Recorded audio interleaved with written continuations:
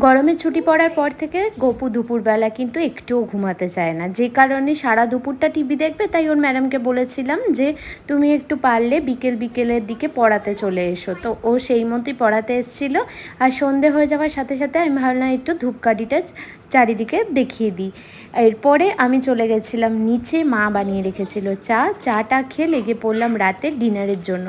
আজকে ডিনারে মা বললো স্পেশাল কিছু বানাবে, তা আমি বললাম তার আগে আমি একটু চানা মশলা বানিয়ে নিই, কারণ অনেক দিন হয়েছে বাড়িতে কিন্তু চানা মশলাটা বানানোই হচ্ছে না।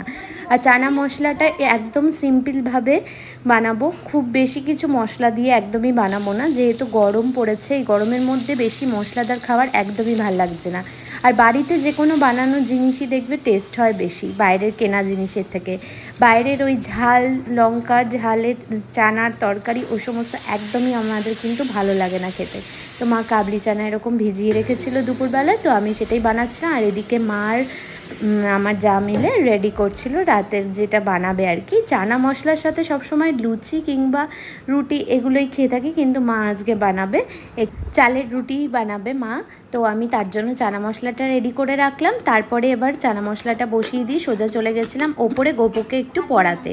তাই এসে দেখি মা আর আমার যা দুজনে মিলেই কিন্তু প্রিপারেশনটা রেডি করে ফেলেছে। আর এদিকে গপু পড়তে পড়তে নিচে চলে এসেছিলো, ওকে খাই দিয়েছি। তারপর আমরা খেতে বসে গেলাম। পুদিনার চাটনি ছিল সাথে, দারুণ ছিল রাতের ডিনারটা।